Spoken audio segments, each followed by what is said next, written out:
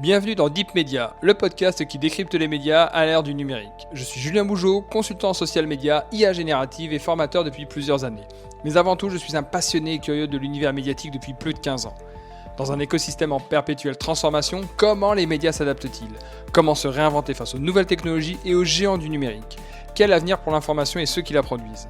Si ces questions vous intriguent, alors vous êtes au bon endroit. Deep Media, c'est un temps de réflexion et d'échange avec celles et ceux qui façonnent l'avenir du secteur. Deep Media, la capsule, épisode 23, c'est parti. Aujourd'hui, on va parler d'un symbole, un monument de la télévision française, un programme qui existe depuis plus de 35 ans. J'ai nommé Fort Boyard. Pourquoi ?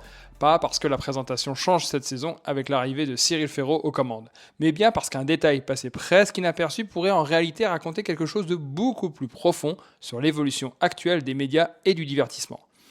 Il y a quelques semaines, Alexia Laroche-Joubert, patronne de Banijay France, a annoncé que le streamer Domingo allait collaborer avec Banijay autour d'un projet lié à Fort Boyard. Mais attention, selon ses propres mots, ce projet ne s'inscrit pas exactement dans le cadre de l'émission diffusée sur France Télévisions. Et c'est précisément là que ça devient intéressant. Parce qu'on observe ici, ce n'est pas simplement un coup marketing ou une opération de communication entre télévision et Twitch et les autres plateformes.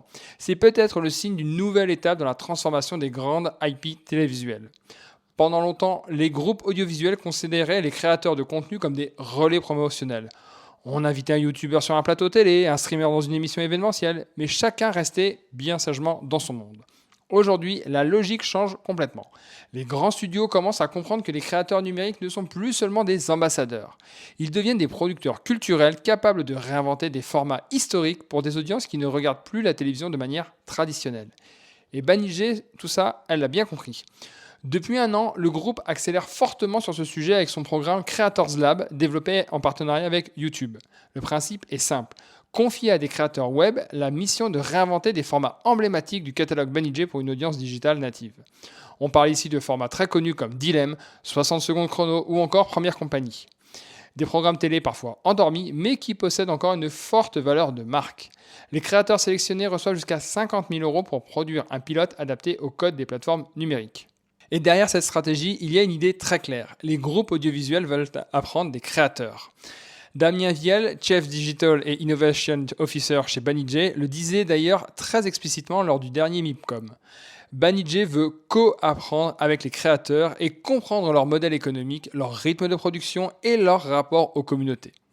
C'est une phrase extrêmement importante, parce qu'elle montre que même les géants historiques de la production télé reconnaissent aujourd'hui qu'une partie de l'innovation créative se joue désormais en dehors de la télévision. Et le cas Domingo est particulièrement révélateur. Domingo n'est pas seulement un streamer populaire, il représente une génération de créateurs capables de transformer un événement en expérience communautaire. Avec Popcorn, avec ses événements live, avec ses collaborations, il maîtrise parfaitement les mécaniques d'engagement des plateformes.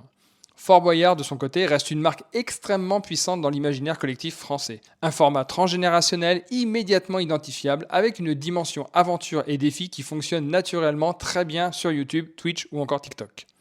Autrement dit, Banijay ne cherche plus seulement à adapter la télévision au numérique, le groupe cherche désormais à hybrider les langages. Et c'est probablement ça le vrai sujet. Parce que demain, les grandes franchises audiovisuelles ne vivront peut-être plus uniquement à travers une émission linéaire diffusée une fois par semaine. Elles deviendront des univers capables d'exister simultanément sur plusieurs plateformes avec plusieurs incarnations et plusieurs communautés. Une version TV, une version streaming, une version créateur, une version événementielle et une version sociale, pourquoi pas. Et dans cette logique, les créateurs deviennent des extensions narratives des grandes marques médias. Finalement, ce projet autour de Fort Boyard raconte peut-être une chose essentielle.